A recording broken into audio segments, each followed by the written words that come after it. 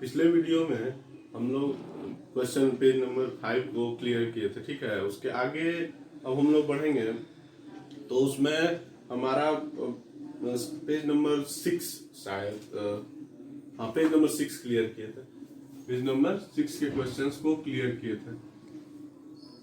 यदि आप लोगों को उसमें कोई प्रॉब्लम हो तो आप लोग पूछ सकते हैं। मैंने कल भी बोला था, ऐसे अभी तक तो कुछ ऐसा क्वेश्चन आया नहीं है, तो आगे की ओर हम लोग बढ़ेंगे।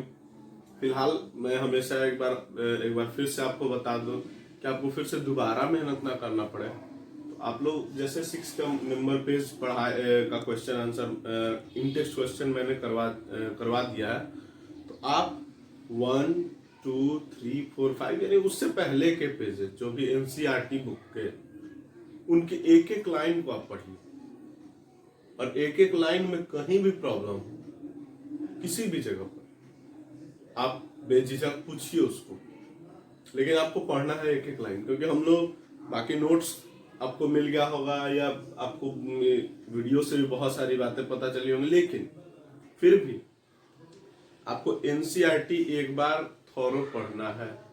और उसका एक ही उपाय है, सबसे आसान उपाय मैं यही बताता हूँ बच्चों को कि जिस पेज का हम लोग क्वेश्चन आंसर करेंगे उससे पहले का मात्र 2-3 पेज, हर एक 2-3 पेज पर इन टेक्स्ट क्वेश्चन दिया हुआ है, तो वो जो बीच का 2-3 पेज है वो उसी दिन आप पढ़ ले। जैसे कि कल 6 पेज का हुआ था, तो आपको 6 से पहले तक का सारा अपडेट होकर के पढ़ लेना था।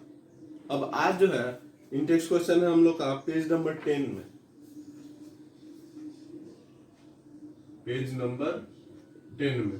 तो अब आप लोग बताइए, आप लोगों को पढ़ना होगा 7 पेज नंबर 8, 9,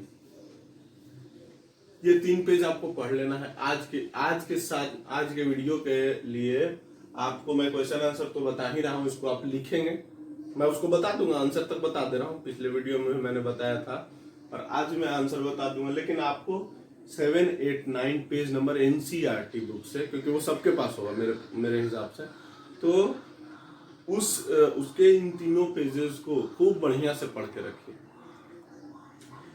इस कड़ी के बाद मैं आपको और भी कुछ क्वेश्चंस करवाऊंगा। ये खत्म होने के बाद वो क्वेश्चन उम्मीद होंगे वो सीबीएसई आस्क्ड क्वेश्चन होंगे, तो सीबीएसई में पूछा जा चुका है। कुछ क्वेश्चंस देखते हैं कितना हो पाता, और तब जाकर के फिर हम लोग नए चैप्टर के वीडियो में चलेंगे। तो फिलहाल हम लोग यदि क्वेश्चंस के कड़ी में ध्यान दें तो सबसे पहला पेज नंबर 10 के क्वेश्चंस में मैं चलता हूं। तो ये क्वेश्चन मैं लिख रहा हूं। पहला क्वेश्चन है, a solution of metal X is used for whitewashing.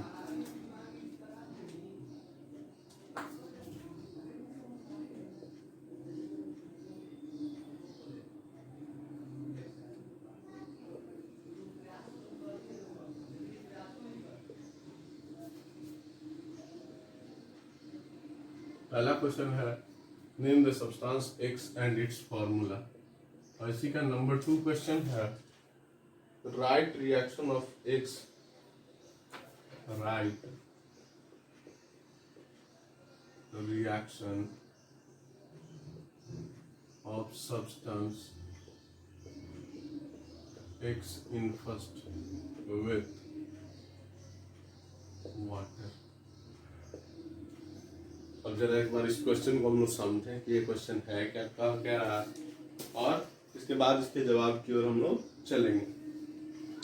Question है कि जब भी हम लोग घर को व्हाइट वॉश करते हैं, हिंदी में हम लोग उसको पोचारा बोलते हैं, ठीक है। तो जब भी हम व्हाइट वॉश करते हैं तो हम लोग कुछ चीज डालते हैं पानी में, क्या रहता है वो आप लोग सब लोग देखे होंगे। मुझे तो नहीं लगता कि कोई ऐसा भी होगा जो नहीं देखा हो, तो आप लोग देखे होंगे, उसको चूना बोलते हैं। लेकिन आपने ये भी पढ़ा था कि चूना क्या बहुत कम रिएक्टिव है? तो नहीं, चूना काफी रिएक्टिव है। तो वो रिएक्ट करता है ऑक्सीजन से, तो क्या बनाता है? Calcium oxide. और यही कैल्शियम ऑक्साइड का इस्तेमाल हम लोग व्हाइट वॉशिंग में करते हैं। व्हाइट वॉशिंग में हम लोग किस चीज का इस्तेमाल करते हैं? Calcium oxide. कैल्शियम ऑक्साइड हो गया। इसका दूसरा नाम भी है हम लोगों के पास, क्या नाम है दूसरा नाम है क्विकलाइम। याद रखिएगा हमेशा, दूसरा नाम हम लोगों के पास है इसका क्विकलाइम। तो क्विकलाइम की बात करें तो पहला आंसर यदि हम लोग करेंगे तो पहला answer, name the substance x and it's formula. तो उसका नाम यदि केमिकली नाम लिखना हो तो क्या लिखेंगे, कैल्शियम ऑक्साइड। थोड़ा सा और आगे लिखना होगा तो लिख देंगे also called quick lime and it's formula. Formula भी आपको आता है, यदि नहीं याद है तो आप लोग 9th में किए थे। कैल्शियम का Ca, ऑक्साइड का O, कैल्शियम की वैलेंसी 2, ऑक्सीजन की वैलेंसी 2, कट गया 1 1। फिर ये होता है क्रिस क्रॉस मेथड। तो आपको Ca को 1 मिला, O को भी 1 मिला, तो CaO। यही हो गया हमारा क्विकलाइम का फॉर्मूला। ये हो गया हमारा फर्स्ट क्वेश्चन पूरी तरह से क्लियर। अब सेकंड क्वेश्चन में है ये पार्ट 2 में, बोला right reaction of substance x in first. जो फर्स्ट में हमारा एक्स एलिमेंट था, यानी हम लोग को एक्स जो है वो क्या मिला है, कैल्शियम ऑक्साइड। ठीक है, एक्स जो है वो क्या मिला हमको, कैल्शियम ऑक्साइड। उसे मैंने लिख भी दिया, यही हो गया हमारा एक्स। ठीक है, आप लोग अपने कॉपी में अच्छे से उसको लिख लीजिएगा, ऐसे मैंने बता ही दिया है। अब नेक्स्ट सेकंड पार्ट है कि इस एक्स का रिएक्शन वाटर के साथ लिखना है, यानी कि ये एक्स हमारा क्या था, CaO, और इसका रिएक्शन, ये सॉलिड होता है, इसका रिएक्शन हम लोगों को करना है H2O के साथ। रिएक्शन करता है, H2O का स्टेट क्या होता है, लिक्विड होता है। रिएक्शन करता है तो बनाता है CaOH2। CaOH2 इसका नाम ऐसे केमिकली तो कैल्शियम हाइड्रोक्साइड, इसी को और भी लोग बोलते हैं लाइम वाटर, या और भी बोलते हैं हम लोग स्लेग्ड लाइम। स्लेग्ड लाइम, इन 3 नामों से इसको जाना जाता है। इसको जाना जाता है, हम लोग सीख चुके हैं, क्विक लाइम, और इसको स्लेग्ड लाइम, यानी इसको चूना पानी भी बोलते हैं, लाइम वाटर भी बोलते हैं। कभी कभी हिंदी में मैं एक दिन कंफ्यूज हो गया था, नींबू पानी भी बोल देते हैं इसको। तो ऐसा ना समझे कि शरबत की बात हो रही, रिएक्शन में शरबत की बात नहीं आएगी वहां, तो ध्यान रखें। लाइम वाटर भी दिया रहता है, लाइम वाटर भी इसका नाम है, स्लेग्ड लाइम भी नाम है। हिंदी में बुझा हुआ चूना कहते हैं उसको। खैर ये तो अलग की बात हुई। तो यहाँ पर कैल्शियम हाइड्रोक्साइड भी यदि हम लिखना चाहें तो Ca, हाइड्रोक्साइड के वैलेंस OH होता है, हाइड्रोक्साइड की वैलेंसी 2 होती है, और OH का मैंने सिखाया था 1 होता है। क्रिस क्रॉस करेंगे तो CaOH। इस ढंग से ये पहला क्वेश्चन हम लोगों का आज पेज नंबर 10 का NCERT का क्लियर हुआ। और मुझे उम्मीद है कि आप लोगों को खूब, क्योंकि मैंने हर चीज को तोड़ तोड़ करके समझाया है, फिर भी आपको कहीं प्रॉब्लम हो, कहीं भी दिक्कत हो तो आप कमेंट बॉक्स में आके पूछ सकते हैं। सेकेंड क्वेश्चन हम लोगों का है इसी पेज का, y is double the amount of a gas collected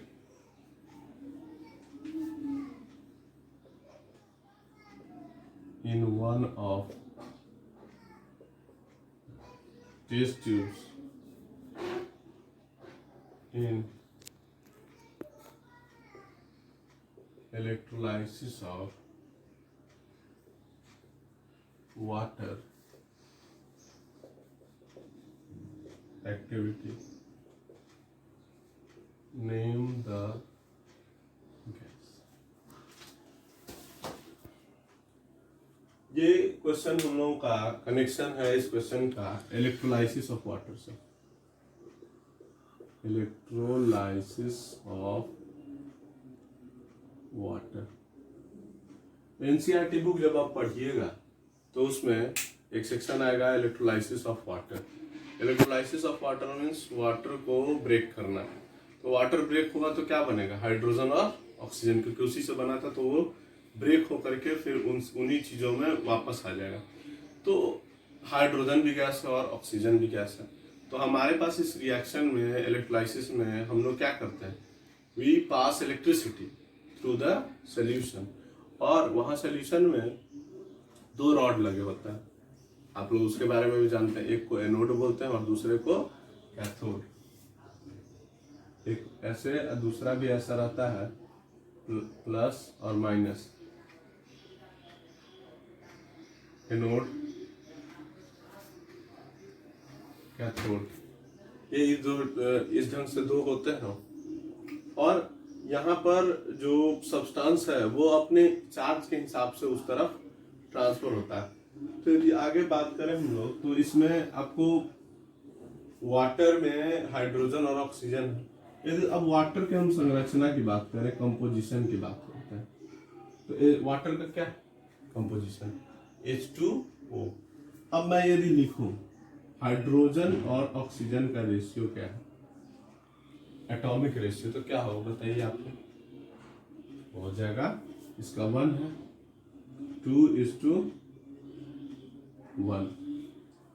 अब हम लोग को तो ये बात पता चला कि वाटर के कंपोजिशन में हाइड्रोजन जो है वो ऑक्सीजन, हाइड्रोजन के एटम की संख्या ऑलवेज डबल है ऑक्सीजन के एटम की संख्या के।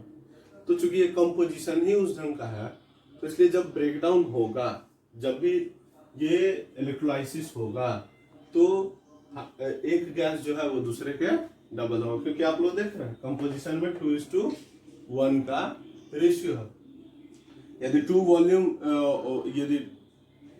वॉल्यूम हाइड्रोजन रिलीज हो रहा है, तो 1 वॉल्यूम ऑक्सीजन रिलीज होगा।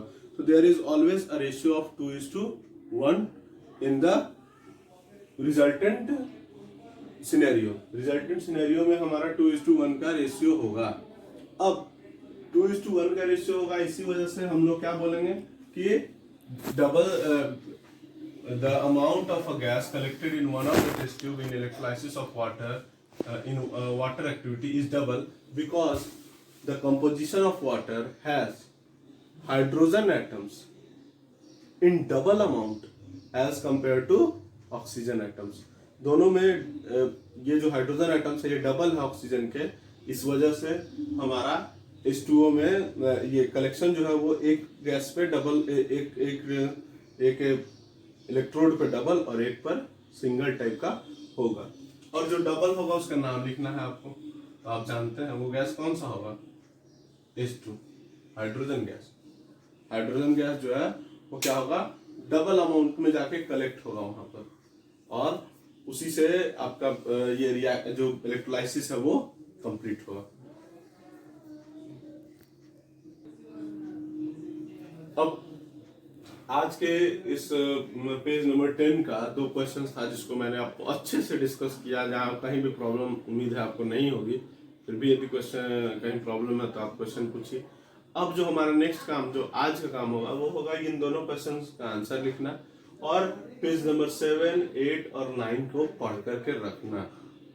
और कल के वीडियो में फिर इसी कड़ी में हम लोग आगे इन टेक्स्ट क्वेश्चन में बढ़ेंगे। जो भी नेक्स्ट पेज पे क्वेश्चन होगा इन टेक्स्ट का, उसको हम लोग कंप्लीट करेंगे, और फिर वही एनसीईआरटी उसके तक पढ़ेंगे हम लोग अगले में। तो यहाँ तक आपको पढ़ना है, और कोई भी डाउट हो तो आप उसको बेझिझक पूछिए, वहां पर मैं बताऊंगा।